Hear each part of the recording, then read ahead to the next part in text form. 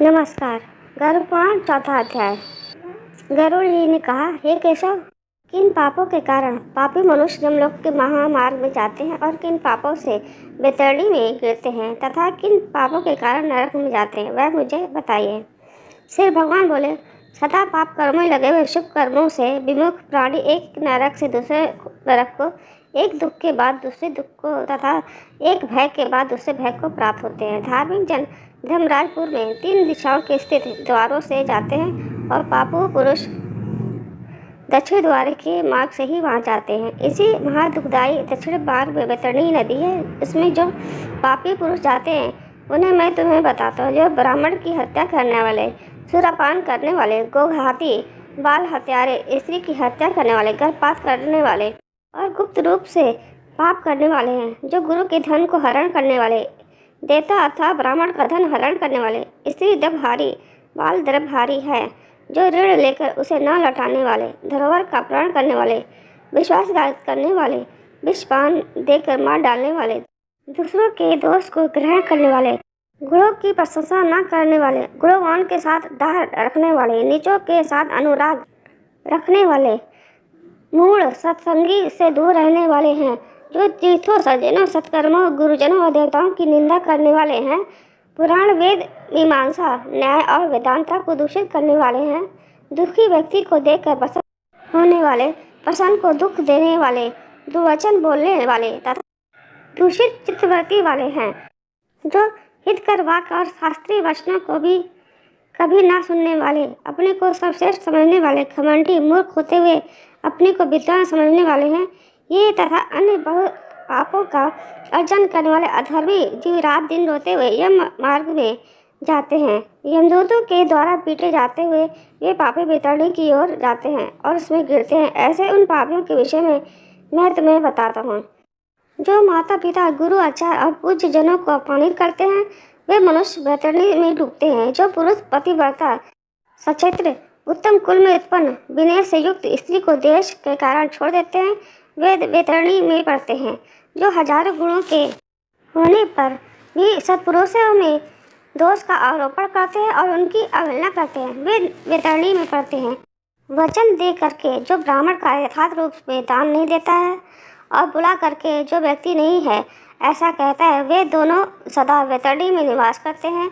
स्वयं दी हुई वस्तु का जो अपहरण कर लेता है, दान देकर पश्चाताप करता है, जो दूसरे की आजीविका का हरण कर लेता है, दान देने से रोकता है, यज्ञ का विध्वंस करता है, कथा भंग करता है, क्षेत्र की सीमा का हरण करता है और गोचर भूमि को जोतता है, वह बैतरणी में पड़ता है। ब्राह्मण होकर रस विक्रय करने वाला, प्रचली का पति, शूद्र पति का ब्राह्मण पति, वेद प्रतिपादित यज्ञ के अतिरिक्त अपने लिए पशुओं की हत्या करने वाला, ब्रह्म कर्म से युक्त, मांस भोजी, मद पीने वाला, उच्छृंखल स्वभाव वाला, शास्त्र अध्ययन से रहित ब्राह्मण, वेद पढ़ने वाला शूद्र, कपिला का दूध पीने वाला शूद्र, यज्ञोपवीत धारण करने वाला शूद्र, ब्राह्मणी का पति बनने वाला शूद्र, राजमहिषी के साथ व्यभिचारी करने वाला, पराई स्त्री का अपहरण करने वाला, कन्या के साथ कामाचार की इच्छा रखने वाला तथा जो सतीत्व नष्ट करने वाला है, ये सभी तथा इसी प्रकार के बहुत निषिद्धाचरण करने में उत्सुक तथा शास्त्र विहित कर्मों को त्याग करने वाले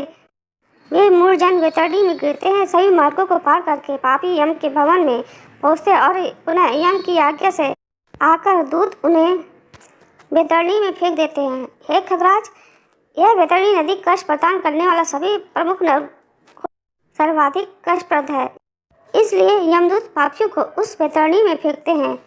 जिसने अपने जीवन काल में कृष्णा काली गाय का दान नहीं दी किया और मृत्यु के पश्चात उसके उद्देश्य से बांधवों द्वारा कृष्णा गौ नहीं दी गई था, जिसने अपने औधर दैहिक क्रिया नहीं कर ली या जिसके उद्देश्य से अधिक दैहिक क्रिया नहीं की गई हो, वे बैतरणी में महान दुख भोग करके बैतरणी अधिष्ठित सामने वृक्ष में जाते हैं। जो झूठी गवाही देने वाले, धर्म पालन का ढोंग करने वाले, छल से धन का अर्जन करने वाले, चोरी द्वारा आजीविका चलाने वाले, अत्यधिक वृक्षों को काटने वाले, वन और वाटिका को नष्ट करने वाले, व्रत तथा तीर्थ का परित्याग करने वाले, विधवा की शील को नष्ट करने वाले हैं। जो स्त्री अपने पति को दोष लगाकर पर पुरुष में आसक्त होने वाली, ये सभी इस प्रकार के पापी भी शामली व्रत द्वारा बहुत ताड़ना प्राप्त करते हैं, पीटने से नीचे गिरे हुए उन पापियों को यमदूत नरकों में फेंकते हैं। उन नरकों में जो पापी गिरते हैं उनके विषय में मैं तुम्हें बताता हूँ। वेद की निंदा करने वाले, नास्तिक, मर्यादा का उल्लंघन करने वाले, कंजूस, विषयों में डूबे रहने वाले, दंभी और कृतज्ञ मनुष्य निश्चय ही नरकों में गिरते हैं। जो कुआं, तालाब, बावली, देवालय तथा सार्वजनिक स्थल, धर्मशाला आदि को नष्ट करते हैं वे निश्चय ही नरक में जाते हैं। स्त्रियों, छोटे बच्चों, नौकरों और श्रेष्ठ जनों को छोड़कर एवं पितरों, देवताओं की पूजा का परित्याग करके जो भोजन करते हैं वे नरकगामी होते हैं।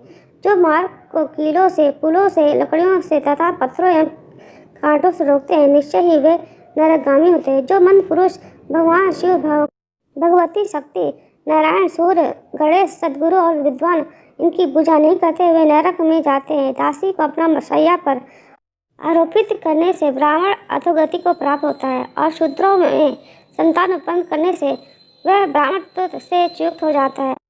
वह ब्राह्मणधम कभी भी नमस्कार के योग्य नहीं होता है। जो मूर्ख ऐसे ब्राह्मणों की पूजा करते हैं वे नरकगामी होते हैं। दूसरों के कलह से प्रसन्न होने वाले जो मनुष्य ब्राह्मणों की कलह तथा गौओं की लड़ाई को नहीं दुखवाते हैं अथवा उसका समर्थन करते हैं, बढ़ावा देते हैं, वे अवश्य ही नरक में जाते हैं जिसका कोई दूसरा शरण नहीं है। ऐसी पतिपरायण स्त्री के ऋतुकाल की देशवश उपेक्षा करने वाले निश्चय ही नरकगामी होते हैं।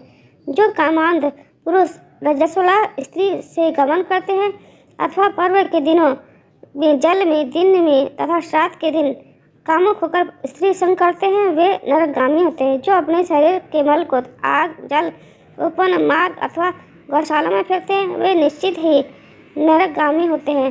जो हथियार बनाने वाले, ब्राह्मण और धनुष निर्माण करने वाले तथा इनका विक्रय करने वाले हैं वे नरकगामी होते हैं। चमड़ा बेचने वाले, वैश्य, केश का विक्रय करने वाले तथा स्त्री तथा विष का विक्रय करने वाले ये सभी नरक में जाते हैं।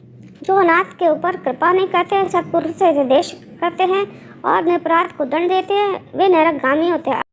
आशा लगाकर घर पर आए हुए ब्राह्मणों और याचकों को पाक संपन्न रहने पर भी जो भोजन नहीं कराते वे निश्चय ही नरक प्राप्त करने वाले होते हैं। जो सभी प्राणियों में विश्वास नहीं करते और उन पर दया नहीं करते और जो सभी प्राणियों के प्रति कुटिलता का व्यवहार करते हैं वे निश्चय ही नरकगामी होते हैं। जो अचेंद्रिय नियमों को स्वीकार करके बाद में उन्हें त्याग देते हैं वे नरकगामी होते हैं। जो अध्यात्म विद्या प्रदान करने वाले गुरु को नहीं मानते और जो पुरावक्ता को नहीं मांगते वे नरक में जाते हैं। विवाह को भंग करने वाला, देव यात्रा में विघ्न डालने वाला तथा तीर्थयात्रियों को लूटने वाला घोर नरक में वास करता है और वहाँ से उसका पुनरावर्तन नहीं होता है। जो महापापी घर, गांव तथा जंगल में आग लगाता है यमदूतों उसे ले जाकर अग्नि कुंडों में पकाते हैं। इस अग्नि में जले हुए अंग वाला वह पापी जब छाया की याचना करता है तो यमदूत उस 80 पत्र नामक वन में ले जाते हैं जहाँ तलवार के समान तीक्ष्ण पत्तों से उसके अंग जब कट जाते हैं तब यमदूत उससे कहते हैं, अरे पापी, शीतल छाया में सुख की नींद हो। जब वह प्यास से व्याकुल होकर जल पीने की इच्छा से पानी मांगता है तो दूतों के द्वारा उसे खौलता हुआ तेल पीने के लिए दिया जाता है। पानी पियो और अन्न खाओ, ऐसा उस समय उनके द्वारा कहा जाता है। उस अति उष्ण तेल के पीते ही उनकी आंतें जल जाती हैं और वे गिर पड़ते हैं। किसी प्रकार पुनः उठकर अत्यंत दिन की भांति प्रलाप करते हैं। विवश होकर उधर वो सांस लेते हुए वे कुछ कहने में भी समर्थ नहीं होते। हे ताचर, इस प्रकार की पापियों की बहुत ही यातनाएं बताई गई हैं। विस्तार पर उन्हें कहने की क्या आवश्यकता है। इसके संबंध में सभी शास्त्रों में कहा गया है। इस प्रकार हजारों नर नारी नारकीय यातना को भोगते हुए प्रलय पर्यंत घोर नरकों में पकते रहते हैं। उस पाप का अच्छा फल भोगकर पुनः वही पैदा होते हैं और यम की आज्ञा से पृथ्वी आकर स्थावर आदि योनियों को प्राप्त करते हैं। वृक्ष, गुल्म, लता, वल्ली, गिरी तथा तृण आदि ये स्थावर योनियों की कही गई हैं। ये अत्यंत मोह से आवृत है। कीट, पशु, पक्षी, जलचर तथा देव इन योनियों को मिलाकर 84 लाख योनि कही गई है। इन सभी योनियों में घूमते हुए जब जीव मनुष्य योनि प्राप्त करते हैं और मनुष्य योनि में भी नरक से आए व्यक्ति चंडाल के घर जन्म लेते हैं तथा उसमें भी कुष्ठ आदि पाप चिन्हों से वे बहुत दुखी रहते हैं। किसी को गलित कुछ हो जाता है, कोई जन्म से अंधे होते हैं और कोई महारोग से व्यथित होते हैं।